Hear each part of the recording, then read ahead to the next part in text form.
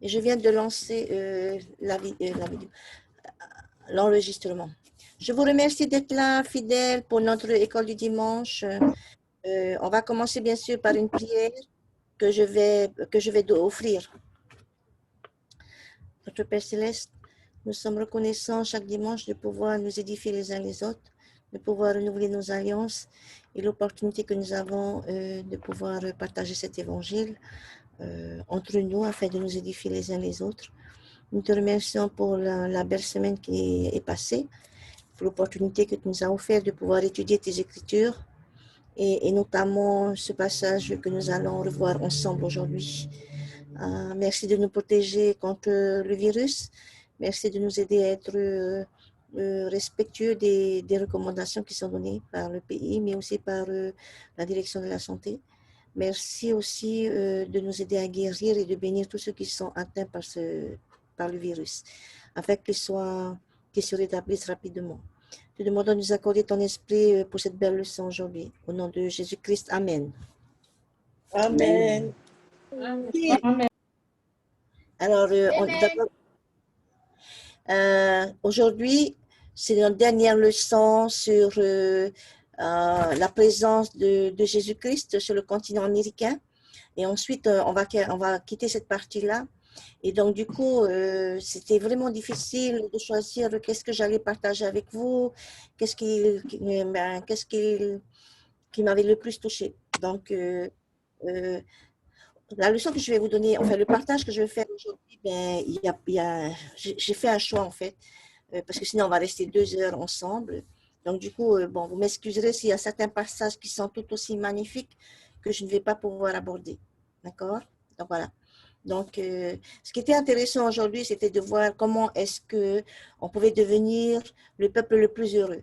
Puisque dans 4 Néphi, on nous explique quels sont les signes du peuple, qu'est-ce qu'ils ont fait pour être le peuple le plus heureux.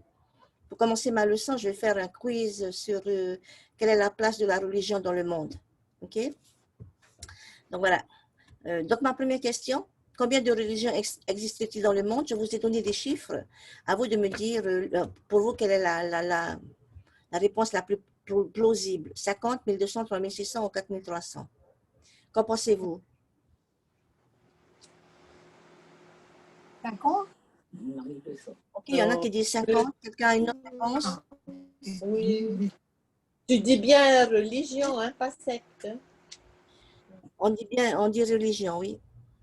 Religion.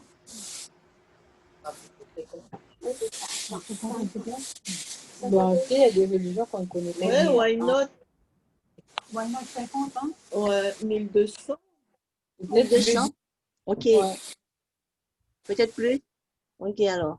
La réponse, c'est Moi, je 4000. dirais 2. Ah, ben.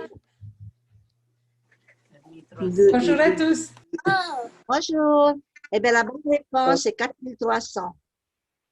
Wow. Ah oui, waouh, comme vous dites. Ah, c'est important qu'on fasse ce point pour vous comprendrez après pourquoi. Ma question suivante, c'est quel est le groupe religieux le plus important? Je vous ai choisi les 4 plus grands. Alors, le christianisme, ceux qui croient en Christ, le bouddhisme, l'islam, ceux qui croient en Mahomet, le bouddhisme en Bouddha, et les athéistes, ceux qui ne croient pas en Dieu. Ne pas croire en Dieu, c'est aussi une religion. Quel est le plus grand groupe?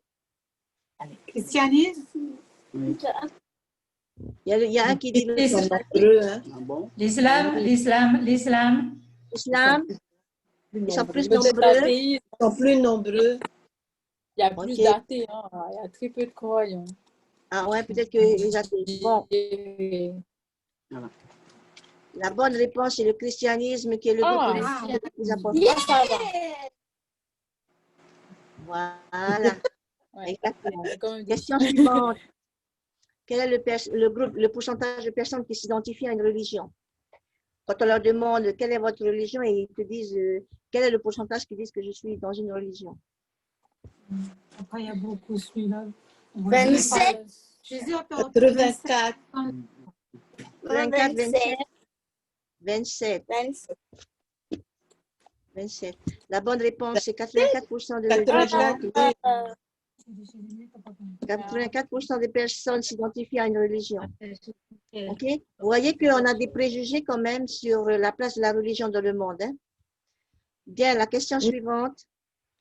Quelle est la religion qui grandit le plus vite? Celle du diable.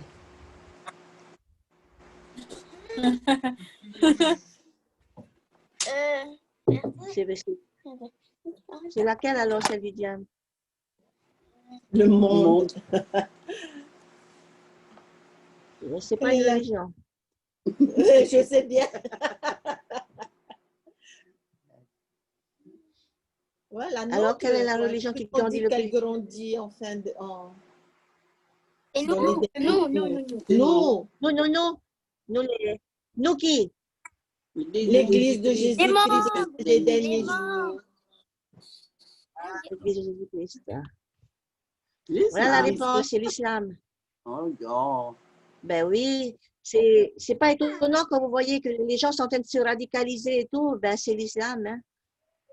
OK. Bien, la dernière question qui est la plus facile. Quel est le nombre de membres dans l'Église de Jésus-Christ dans les derniers jours? 16, hein? 16 millions. Oui, c'est ça. Alors, comme ça a grandi, c'est 16,5 millions.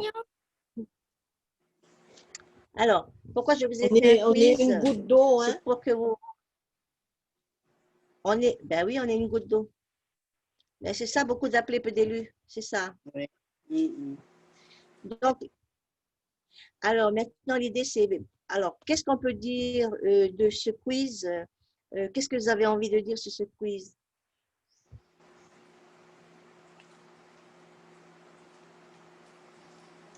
On a du travail à faire. Hein? On a du travail à faire. Voilà. On doit Quelque chose de positif s'accrocher. que l'on peut... On doit s'accrocher. Mais quelque chose de positif qu'on doit se dire, c'est qu'une grande majorité de la population mondiale se considère comme religieuse. Okay? On a l'impression que c'est des athées, mais non, la plupart des gens se considèrent comme des gens religieux. Et donc, il faut arrêter de laisser les athées faire croire qu'il n'y a que ne pas avoir un monde sans Dieu, c'est ce qui existe. Okay? Ça, c'est la première chose. Donc, voilà, c'est une des conclusions. La deuxième conclusion, et du coup, je vais passer à la diapo suivante. La deuxième conclusion, c'est avec toutes ces religions, 4300 religions, avec toutes les dénominations aussi différentes les unes que les autres, comment savoir où est-ce qu'il faut trouver la vérité? D'accord? Comment on fait? Et donc, ce qui est intéressant, c'est que, et c'est pour ça que j'ai choisi de vous faire lire 3 Néphi 27, Jésus va enseigner, il va donner quelques indicateurs qui vont nous dire quelle est la vraie Église. Et c'est bien, et c'est facile comme le sang, on est d'accord, parce que nous tous, on sait quelle est la vraie Église. Mais maintenant, ce que je voudrais qu'on fasse, l'effort que l'on va faire, c'est d'aller voir et d'étudier ce que Jésus-Christ a dit à son époque avant de partir. N'oubliez pas, 3 Néphi 27, 28, 29, 30, ce sont les derniers enseignements et les derniers moments de Jésus-Christ sur le continent américain. Quel était le message? Et c'est ça qui est touchant, je pense, qui est inspirant, c'est quel est le dernier message, quels sont les derniers messages que Jésus-Christ a donnés au peuple américain. Donc, du coup, je vous invite à regarder 3 Néphi 27, 7, 8. On va chercher. En fait, quelle preuve a-t-il enseigné? OK? C'est ça l'image. Comment est-ce qu'on peut aider les gens et comment est-ce que lui, il dit, voilà la vraie Église. Et aujourd'hui, où la situation elle est de plus en plus compliquée, comment on peut aider? Donc, j'ai choisi 3 moyens, mais peut-être que vous en avez trouvé plein. C'est 3 moyens qui vont nous aider à reconnaître la vraie Église, que Jésus-Christ a enseigné. OK? Donc, on reste sur les Écritures. Donc, la première écriture, frères et sœurs, que je vous demande de prendre, c'est 3 Néphi 27, verset 7. Quel est le premier indicateur que c'est la vraie Église? Le nom de l'Église. Oh, que vous êtes malade. Vous avez vu comment c'est simple? C'est vraiment simple. Effectivement. Voici ce qu'il dit. C'est pourquoi vous appellerez mon Église de mon nom. D'accord? Donc, facile, fastoche. Le premier indicateur enseigné par Jésus-Christ pour être un des peuples les plus heureux et de savoir reconnaître la vraie Église, c'est que la véritable Église doit porter le nom de Jésus-Christ. OK? Donc déjà, toutes les autres églises qui n'ont pas ce nom-là, eh bien, ils sont à côté. D'accord? Voilà. Ça, c'est important à retenir. Et sachez que dès que le président Nelson a été appelé Ça a été un de ses premiers messages et de ses premiers discours en octobre 2018. Il a parlé de l'importance du nom de l'Église. Il a dit que c'est important que ça compte. Il a aussi dit que nous devons nous référer à ce nom-là parce que ça compte. Alors, je vais juste faire quelques extraits pour nous rappeler ce qu'il a dit sur l'importance du nom. OK. Et donc, je vais demander à Vehia Nui de nous lire ce que j'ai mis au tableau, enfin, ce que vous voyez à l'écran. C'est la citation de Russell Nelson. Mais d'abord, je dois dire que cette démarche n'est pas un changement de nom, ce n'est pas une refonte d'image de marque, ce n'est pas une question et ce n'est pas anodin. En fait, c'est une rectification. C'est le commandement du Seigneur. Joseph Smith n'a pas attribué un nom à l'Église rétablie par son intermédiaire. Mormon non plus. C'est le Sauveur lui-même qui a dit, car c'est là le nom que portera mon Église dans les derniers jours, c'est-à-dire l'Église de Jésus-Christ descendue des derniers. Voilà. OK. Il a terminé aussi son discours, le président Nelson, en disant ceci. Mais Yannou, tu peux continuer? Oui. Le nom de l'Église n'est donc pas négociable. Lorsque le Sauveur annonce clairement le nom que doit porter son Église, il fait même précéder sa déclaration de « c'est là le nom que portera mon Église ». Il est sérieux. Si nous permettons l'utilisation de surnoms et adoptons ou même prénoms ces surnoms, nous l'offensons. Voilà, nous l'offensons. Donc, frères et sœurs, c'est vous dire à quel point c'est important d'utiliser son nom. Après, je peux comprendre que les gens continuent quelquefois à dire les Mormons. Mais je sais que partout où nous allons aujourd'hui, où je vais en tout cas, ils font l'effort de dire l'Église de Jésus-Christ des Saints des derniers jours. Okay? J'ai l'occasion, par exemple, en tant que directrice de la communication, de rencontrer plein de gens que j'interviewe pour écrire des articles qui ne sont pas membres. Et je suis toujours touchée par l'effort qu'ils font de dire, je remercie, non pas l'Église mormone, mais je remercie l'Église de Jésus-Christ des Saints des derniers jours. Voilà. Et donc, de plus en plus, les gens prennent l'habitude de dire l'Église de Jésus-Christ des Saints des derniers jours. Donc, du coup, nous, on doit aussi, c'est une discipline qu'on doit avoir si on ne veut pas offenser Jésus-Christ. OK? Donc, voilà.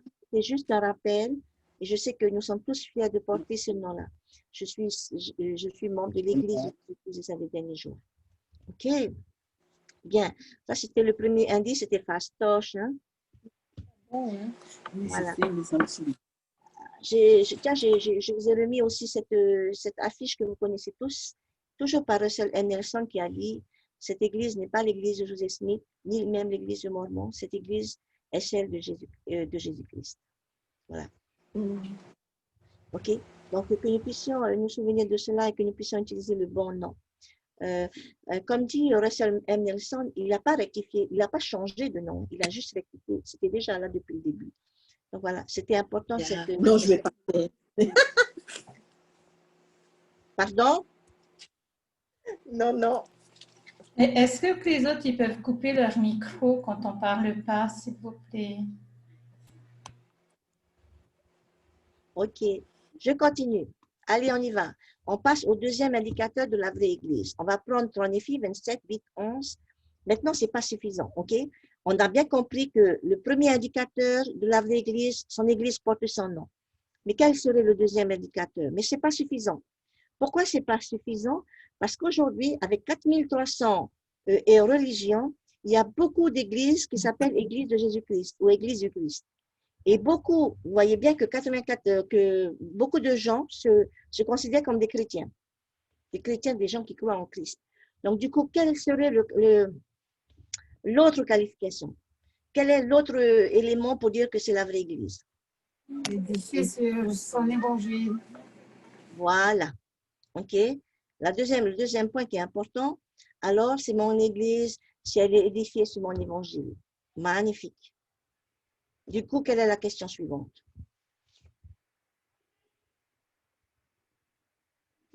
C'est important de parler de son évangile. OK? Et c'est important de dire que son Église doit porter son nom et être bâtie.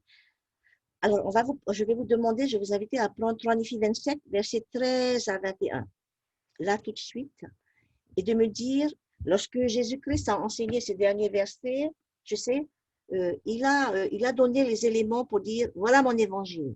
Ok? Donc, prenons cette partie-là et partageons et dites-moi quel est son évangile alors. Qu'est-ce qu'il doit y avoir dans son évangile? De quoi il parle en disant son évangile? Parce qu'au verset 21, regardez bien, au verset 21, la première phrase, il dit, et en vérité, je vous dis, le dit, c'est là mon évangile. Lorsqu'il dit ça, ça veut dire que tout ce qui se trouve entre le 13 et le 21, c'est dedans que vous allez trouver l'évangile de Jésus-Christ. On est d'accord?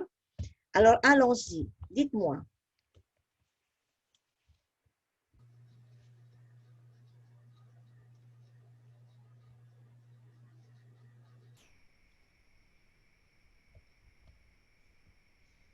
Non, je peux répondre?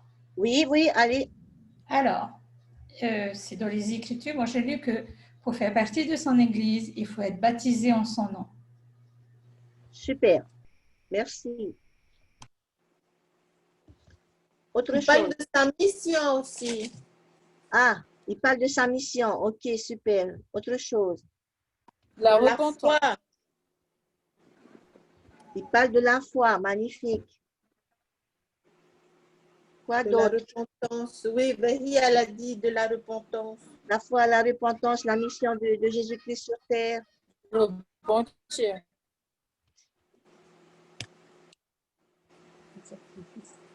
Ok. Qu'est-ce que ça veut dire que je sois élevé sur la croix? Ben, c'est son expiation. Ok, donc Il est parle mort bien de pour nous. l'expiation. Voilà. Voilà, il est mort pour nous. Il est venu pour son expiation. Qu'est-ce qu'on peut encore en déduire là-dedans? De quoi on parle ensuite? Au verset 15. D'aller au Christ, d'enseigner tous les hommes, quoi. Ok. Et qu'on Donc, sera jugé selon ce que l'on va Voilà. faire. Ok. Alors, quand vous voyez, en fait, il parle de sa mission, Dieu l'a envoyé, son expiation, le jugement dernier, venir ici pour faire ses œuvres. En fait, il est en train de parler du plan de salut. D'accord? Voilà. C'est ça qui est magnifique d'ailleurs. Donc, en fait, son évangile, il a dit, c'est qu'il a été envoyé par Dieu ici sur cette terre. Ok? Il est venu pour faire la volonté de Dieu. Ça veut dire que Dieu avait un plan. Okay? Il est venu accomplir son sacrifice expiatoire. Il est venu pour que nous puissions, par nos œuvres, être jugés plus tard. Il est venu offrir son plan du salut qui comprend la foi au Seigneur Jésus-Christ, qui comprend la repentance, le baptême, le Saint-Esprit, etc. Ok? Voilà. Et la persévérance jusqu'à la fin. Voilà. Donc, voilà. Alors, du coup, la question, c'est, est-ce que vous pensez que nous avons tout ça à l'intérieur de notre Église? Oui. Bah oui. Ben oui, Oui. hein. Mais heureusement, Évidemment. voilà, que nous avons ces fondements-là. Donc déjà, les deux indicateurs enseignés par Jésus-Christ, ouais, on est en plein dedans, on est dans la vraie Église. Hein. Ah, mais attendez, on va regarder le troisième indicateur, frères et sœurs. Donc du coup, vous allez prendre 27, 21, 27. Ce que je voulais vous dire avant que vous alliez répondre, c'est que le troisième indicateur est le plus important. Et c'est pour ça que Jésus-Christ a laissé à la fin pour en parler. Il garde le meilleur pour la fin. OK? Et en fait, après tous les enseignements qu'il a donnés, après toutes les explications qu'il a apportées, etc., il va partager sa dernière idée. Et sa dernière idée, elle est très importante. La question maintenant, frères et sœurs, comment les gens sauront quelle est la vraie Église?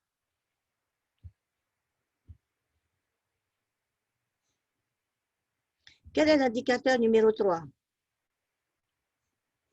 C'est de Qu'est-ce faire qu'il dit ce de qu'on manière a très vu claire? le Christ faire. Être un exemple. Être un Le, exemple. C'est le important. représenter. Car les œuvres que vous m'avez vu faire, vous les ferez aussi. OK, les œuvres que vous m'avez fait, vous les ferez aussi. Et le 27-27?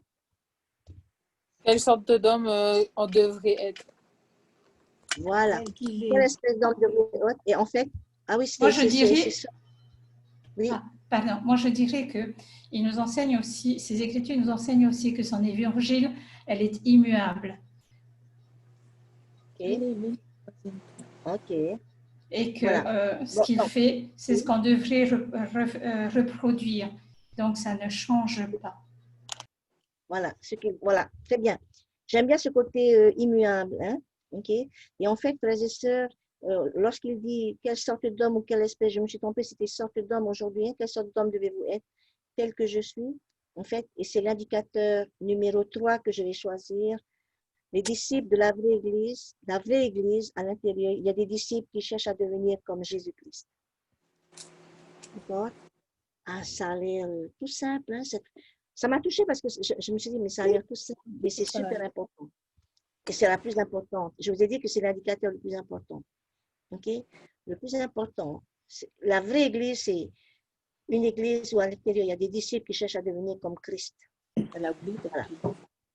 Ça veut dire tout simplement, frères et sœurs, que les gens, ils vont savoir que nous sommes ses disciples parce que nous serons comme lui. Nous ferons ses œuvres. Et surtout, nous partagerons les mêmes attributs et les mêmes qualités. Ça, c'est important à retenir. D'accord? Voilà. Je vais le redire d'une autre façon pour que ça rentre bien dans nos têtes et que ça reste imprimé dans notre cœur et dans notre esprit. On reconnaîtra la véritable Église par le caractère et les attributs de ses membres. OK? Donc, nous avons besoin de savoir qui nous sommes. OK? Donc, voilà. C'est important et je pense qu'il faut qu'on reste un petit moment là-dessus, de réfléchir. Bon, ça veut dire quoi, en fait, de dire que, voilà, on doit être comme lui? Ça signifie quoi, vraiment? D'abord, je vais vous demander voilà, je viens de vous donner les trois indicateurs. Son Église doit porter son nom, doit être fondée sur son évangile et surtout, les disciples doivent chercher à être comme Jésus-Christ. OK? Et maintenant, on va revenir en arrière dans les Écritures. Vous allez prendre 3 Néphi 27, 5 à 6. OK? Qu'est-ce qu'il dit? Alors, c'est marrant, hein, parce qu'au verset 3, on va reprendre le verset 3. Il y a quelque chose que les gens viennent voir Jésus-Christ et lui disent, « Seigneur, nous voulons que tu nous dises le nom par lequel nous appellerons cette Église, car il y a des controverses à ce sujet parmi le peuple. » Et la réponse de Jésus-Christ est vraiment importante, frères et sœurs. Pourquoi? Il ne commence pas. La question, c'était comment on va appeler notre Église. Il ne va pas répondre sur l'Église. Qu'est-ce qu'il répond? Bon, pourquoi le peuple murmure-t-il et se querelle-t-il à cause de cela? Et le verset 5, il y a quelque chose d'important Le qui verset répond. 5. Ils disent que vous devez prendre le nom du Christ. Voilà, c'est ça qu'il faut.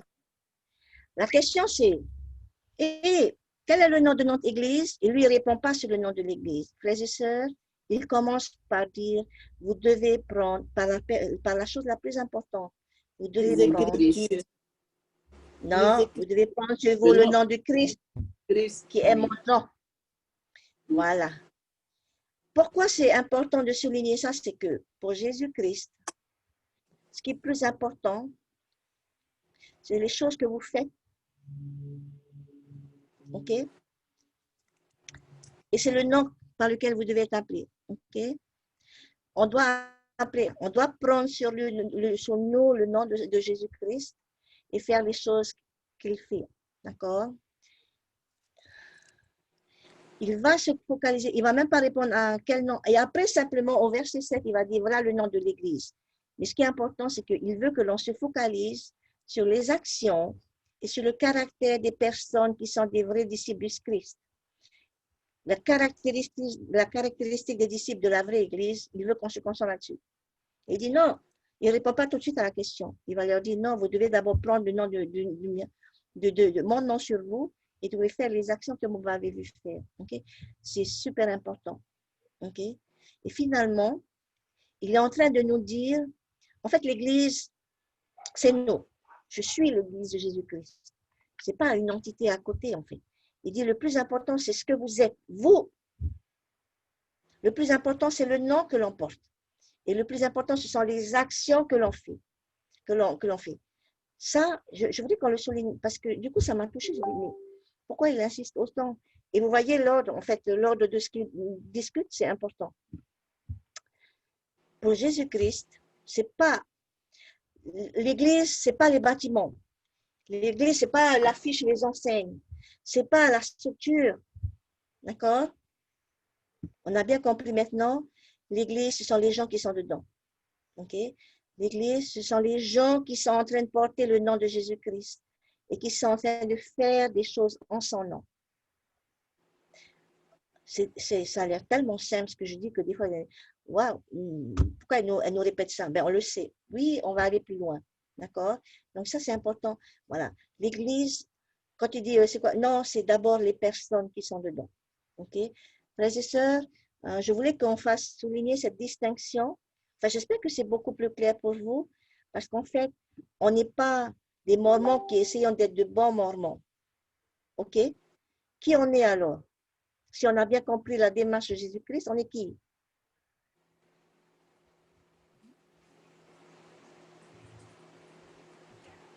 À votre avis, on est qui alors? On est ses disciples. Oui, est alors le tu peux. Christ. C'est quoi être disciple du Christ? C'est faire tout ce que le Christ fait. Voilà. Être, OK. Représente. être le porteur de son évangile. OK. Alors,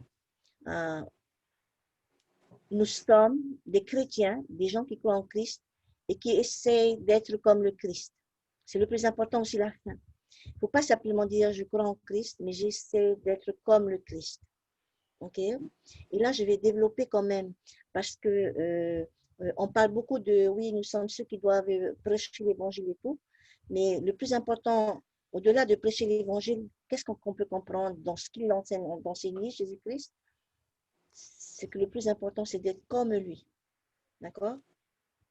Alors, Il on faut va aller vivre regarder. son évangile. Il faut vivre son évangile. Voilà. Mais je vais être beaucoup plus, moi j'ai envie d'être beaucoup plus, comment dirais-je, encore plus étroit.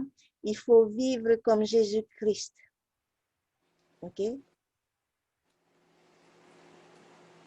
Vous avez des problèmes pour le PowerPoint?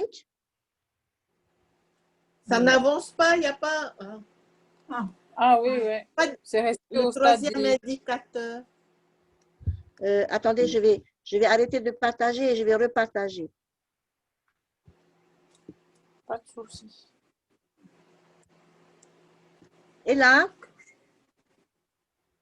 Ah, oui, il y a le troisième indicateur. C'est bon. Troisième indicateur. OK. Est-ce que vous êtes sur Oui, la mais va page où mettre...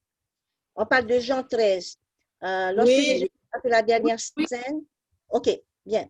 Lorsque Jésus-Christ a fait la dernière scène, il a dit quelque chose d'important. Il a dit dans Jean 13, 34, 35. OK? Alors, si vous pouvez prendre, il y a même un chant là-dessus. À ceci, les gens sauront que vous êtes mes disciples. Et qu'est-ce qui vient ensuite?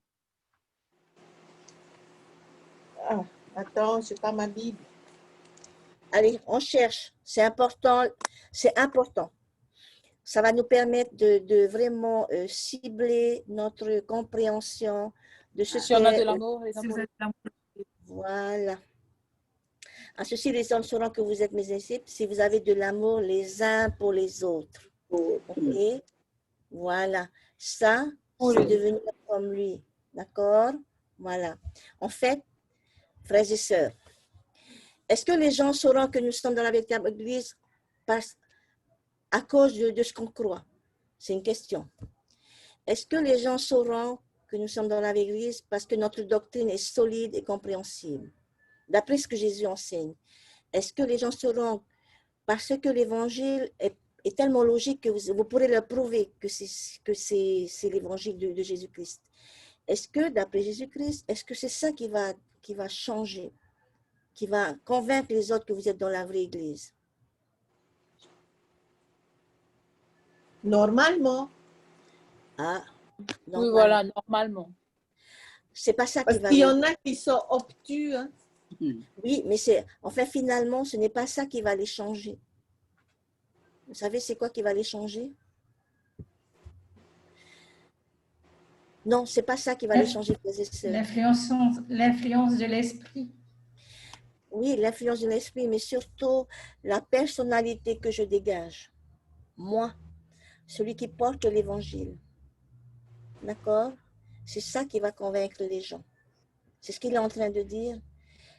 Ils vont reconnaître en vous le disciple de Jésus-Christ. Ils vont reconnaître en vous le disciple de la vraie Église parce que vous reflétez le Christ. D'accord? Et d'ailleurs, il le dit, c'est comme si Jésus-Christ, il nous répond, il nous dit non, ils sauront que vous êtes mes disciples parce que vous avez de l'amour les uns pour les autres. Parce que vous savez, vous avez une manière différente de vous traiter les uns les autres. D'accord? Parce que vous êtes des personnes différentes. Vous êtes des personnes qui incarnent le Christ. Et c'est pour ça qu'il pose la question, quelle sorte d'homme devez-vous être? Tel que je suis. Ce n'est pas simplement le fait de prêcher l'Église, frères et sœurs, et c'est ce que je disais en deuxième indicateur.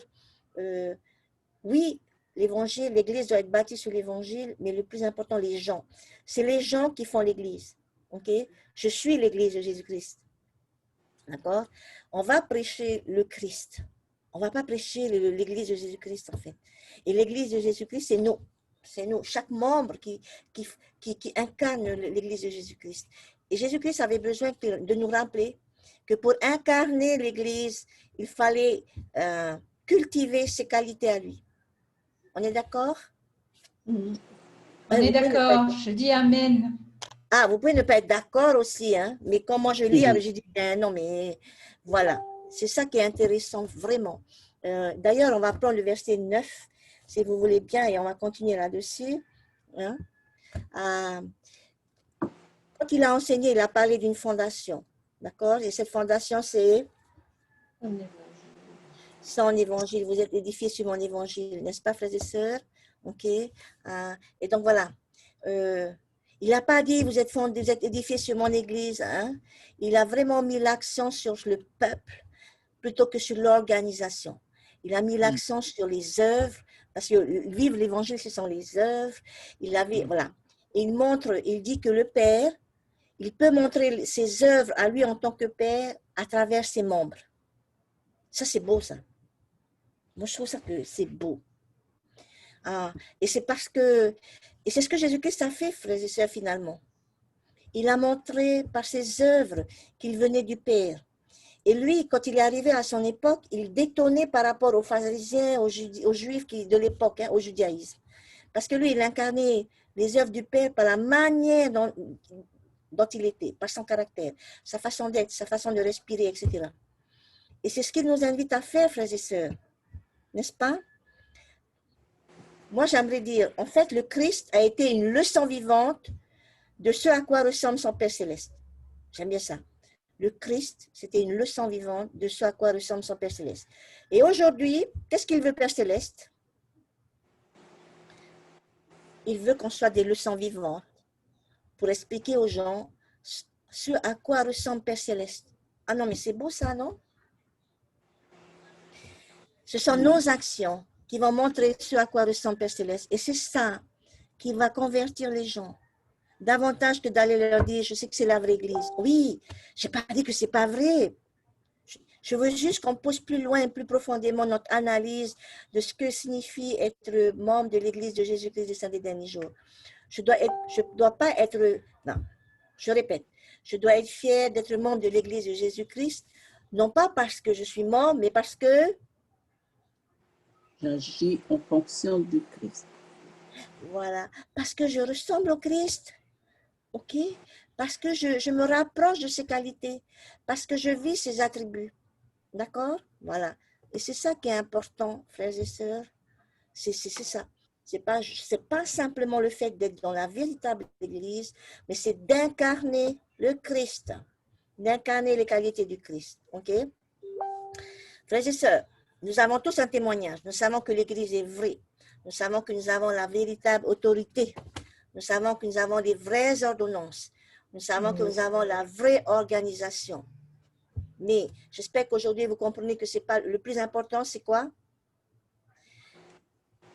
C'est que nous pouvons être de vrais disciples en faisant comme le Christ, en étant comme le Christ, en agissant comme le Christ, en aimant comme le Christ. OK? Voilà. En tant qu'individu, la véritable Église va se voir par la manière dont tu vis l'Évangile. Bon, ça m'a remis en cause, hein, franchement. Je me dis, waouh, je suis encore loin là. Waouh, mais où je suis là? Je pensais, ouais, super, je suis dans la vraie Église, j'ai la doctrine, j'enseigne tous les dimanches et je m'aperçois, ben non. Le plus important, c'est quel genre de personne est-ce que tu es, Noéline? Est-ce que tu incarnes le Christ? Est-ce que tu incarnes ses attributs, ses vertus? Voilà. Waouh, ça m'a aussi chamboulé cette semaine et donc c'était pour ça que j'ai choisi de partager ça avec vous. Pourquoi? Et c'est pour ça que j'ai fait un petit quiz sur la religion, frères et sœurs, depuis des siècles. Le christianisme, on met l'accent sur la croyance, sur les enseignements, sur la doctrine, c'est bien, hein, et moins sur le caractère. Ça fait des années qu'on fait ça, d'accord? Mais aujourd'hui, la croyance, à l'époque, en fait, la croyance en Christ était plus importante que la personne que vous étiez. Et d'ailleurs, ceux qui vont tous été à l'école, on a parlé, vous savez, des croisades, l'Inquisition, les exécutions, la guerre des 100 ans, la guerre des religions. Pourquoi? Si tu ne crois pas en Christ, on te tue. On n'a même pas analysé que le fait que tu tues quelqu'un parce qu'il croit en autre chose, tu n'es même plus un chrétien. Vous voyez ce que je veux dire? On pensait davantage que c'était les croyances le plus important, alors qu'aux yeux de Dieu, et c'est pour ça que Jésus-Christ, il rétablit les choses. Il rétablit sa plénitude. Et il dit, quelle sorte d'homme devez-vous être? Tel que je suis. D'accord? Et c'est pour ça que je voulais partager ça. OK? Si on regarde bien, parfois, peut-être que nous condamnons les personnes qui ne croient pas comme nous. On aime bien dire, mais il ne faut pas les écouter. C'est nous qui avons la vraie Église. C'est nous qui avons la vraie doctrine. C'est nous qui avons la vraie prêtrise. Non pas les mêmes enseignements. Peut-être que des fois, comment dire, on juge les personnes parce qu'ils ne sont pas alignés sur nos enseignements. OK? Et on est fiers de nos révélations. On est d'accord? Quand je vois les beaux enseignements que l'on a au conférence générale, on dit, waouh, qu'est-ce qu'on a de la chance. Mais pour Jésus-Christ, frères et sœurs, alors, il y a quelque chose de plus important là derrière, n'est-ce pas? Bon, je vais quand même vous dire, hey, je n'ai pas dit que la doctrine n'est pas importante, hein? On est bien d'accord. Elle n'allait pas dire, yeah, Noéline, elle nous a enseigné une drôle de chose. Non, la doctrine, ça compte. La vraie doctrine va changer nos comportements, on est d'accord, hein? Mais ce que Jésus-Christ voulait qu'on comprenne, c'est qu'il faut aller au-delà, ok? Dans le grand plan du salut, notre Père Céleste, il est beaucoup plus soucieux, beaucoup plus préoccupé par le genre de personne que je deviens et pas par les croyances, ce en quoi je crois. Parce qu'on aura beau aller dans le témoignage, je crois, je sais que, mais si derrière, on ne ressemble pas du tout au Christ, on n'incarne pas du tout le Christ, eh bien, on est quoi? Ben, on est peut-être à côté de la plaque, non? Carrément. Carrément, hein? Eh bien, moi, je me suis sentie à côté de la plaque cette semaine. Hein?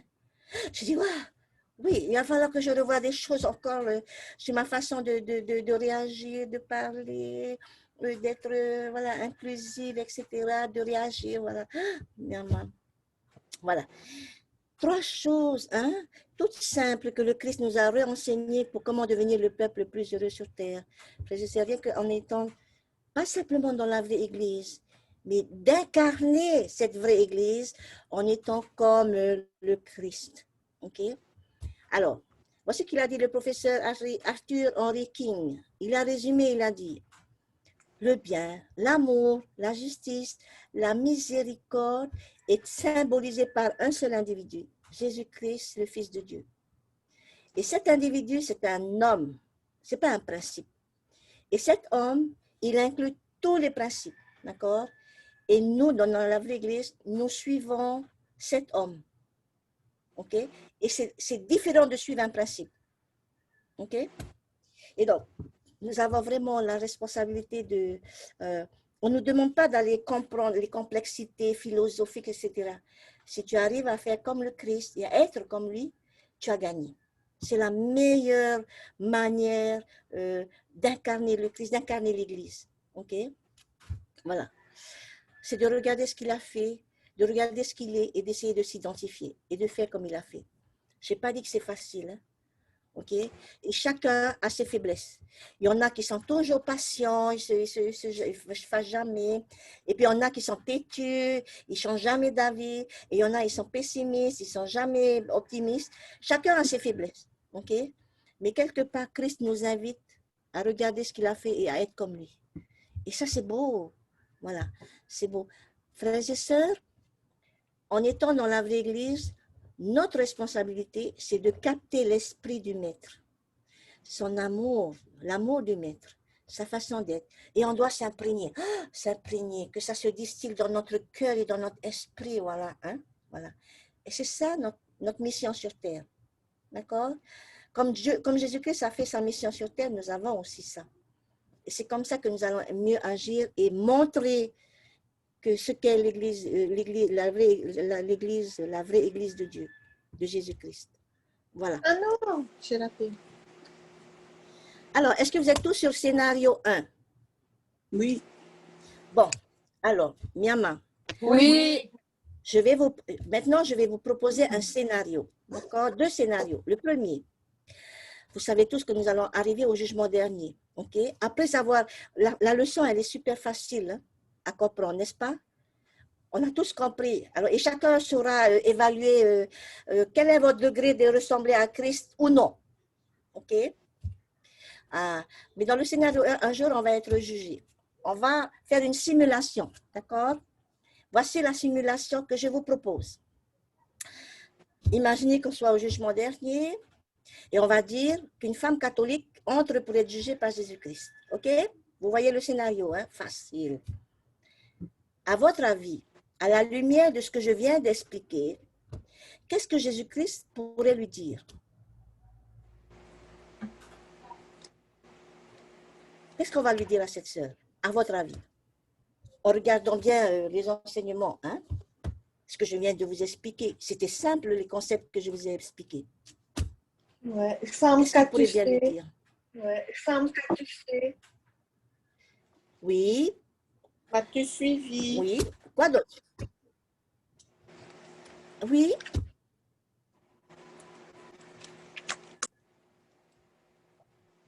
Qu'est-ce qu'il va bien pouvoir lui dire? Il va peut-être lui demander, pas seulement qu'as-tu fait de bien, il va être plus précis. Ah, il va lui dire qu'est-ce que tu as fait de bien. Très bien. Qu'est-ce qu'il va dire d'autre? Non, mais vous avez raison, hein, il va sûrement dire ça.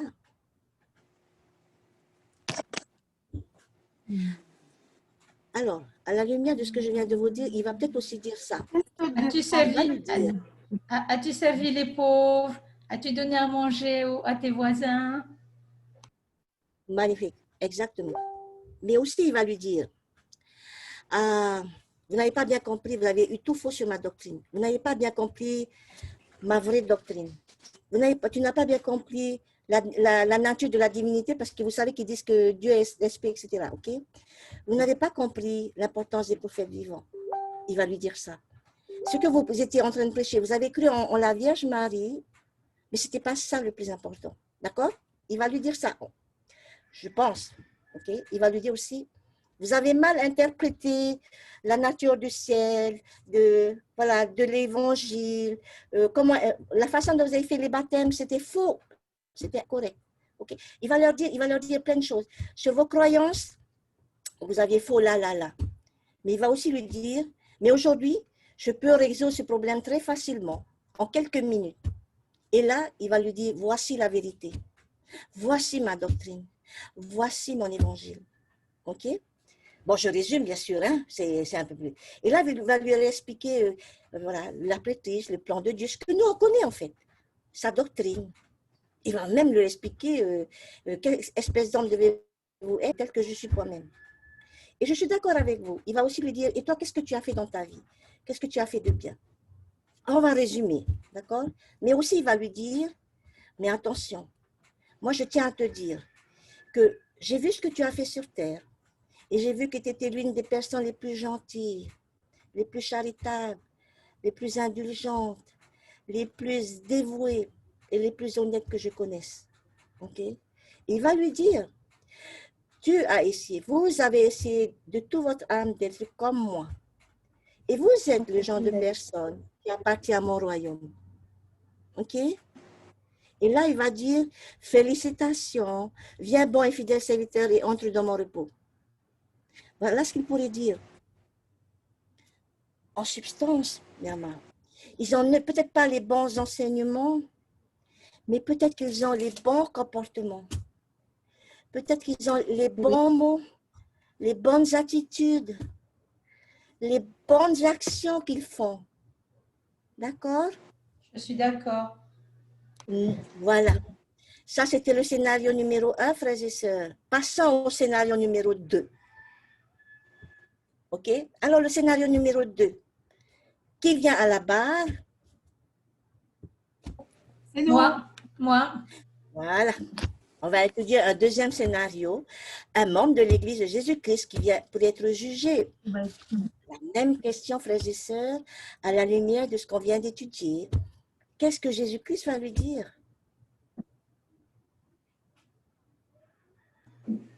Toi qui connais mon évangile, toi qui me connais mon évangile, l'as-tu mis en pratique? Wow. J'aime bien tout le monde est sourire. Hein? Toi qui connais ma doctrine, toi qui connais mon évangile, toi qui avais la précieuse, toi qui avais l'opportunité d'aller au temple, qu'as-tu fait? Et on a tous compris. Hein?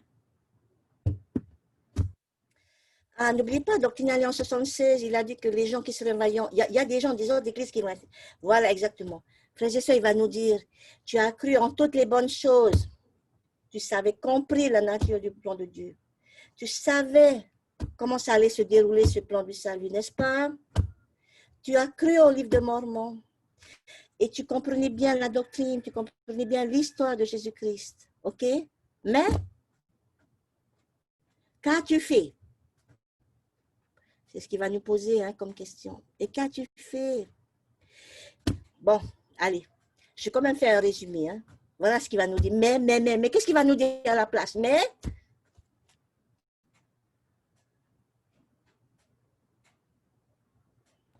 Retourne au début. Hein? Retourne, recommence. Oh là là, si au moins, quand on sera arrivé au jugement dernier, les frères et sœurs, ce sera trop tard. Hein? Comment dit l'Écriture? Il sera éternellement trop tard. Mais il va nous dire, mais tu étais la personne la plus orgueilleuse, la plus critique. T'arrêtais pas d'être fata. T'arrêtais pas de critiquer. Vous étiez la personne la plus égoïste, tu penses qu'à toi. La plus colérique, t'arrêtes pas de te mettre en colère. OK? Dans ta paroisse, voilà. Et quel est ton problème, en fait? Vous avez très peu essayé d'être comme moi.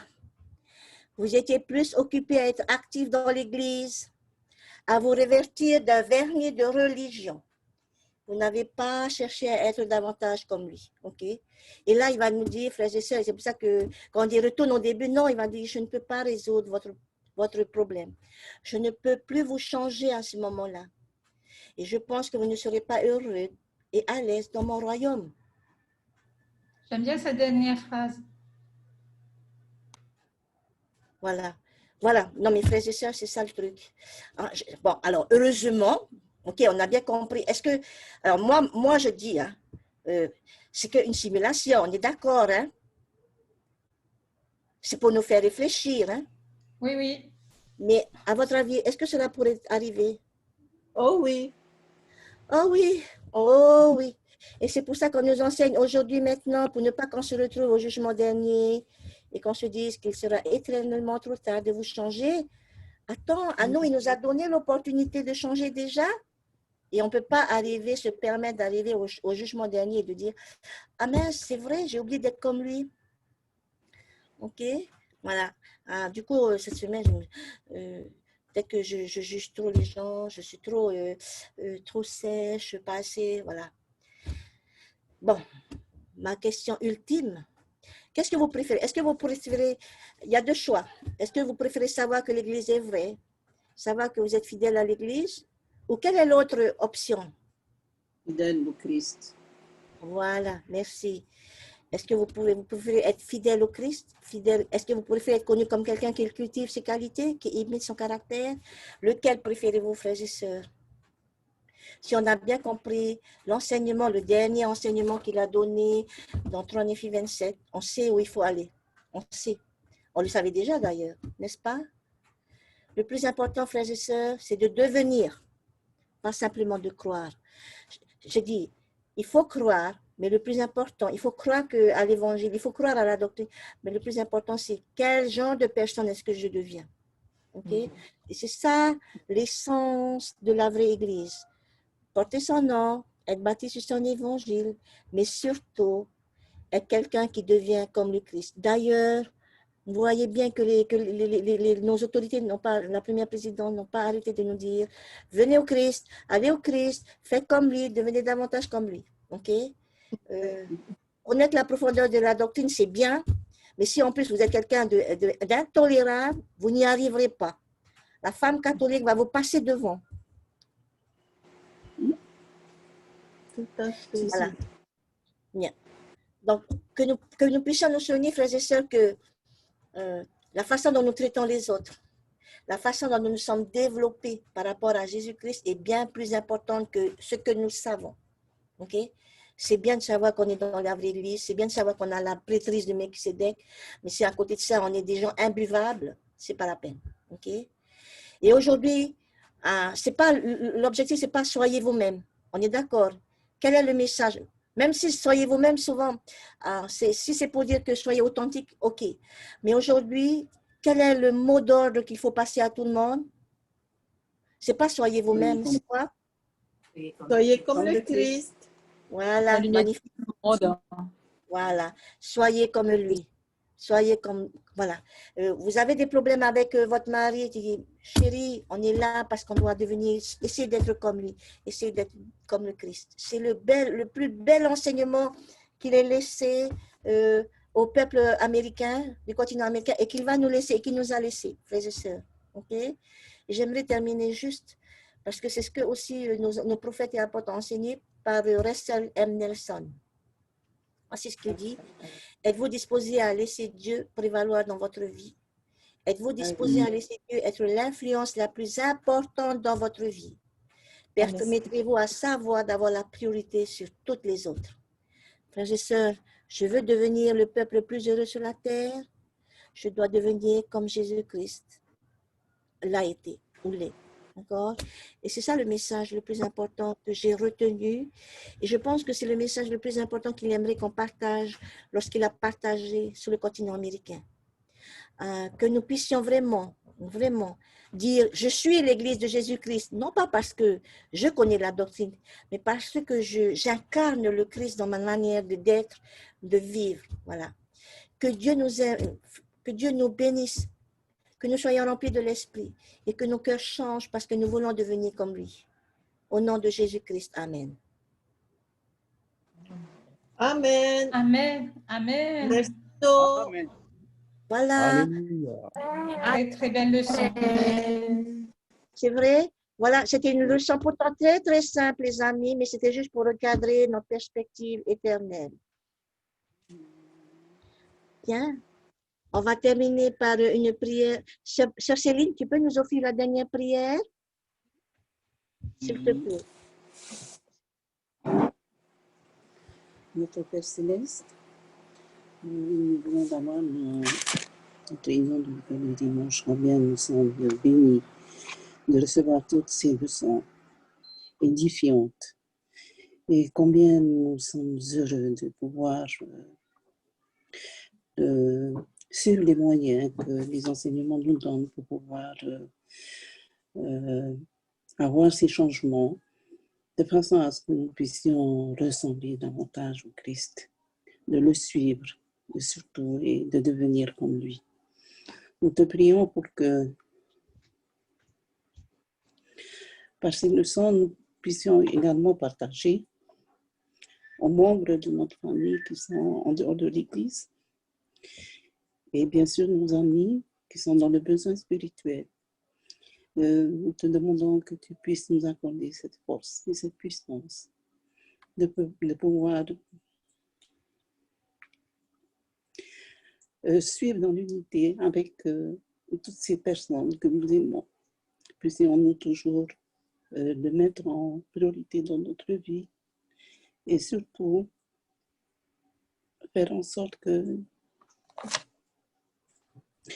nos familles puissent recevoir ces enseignements qui pourront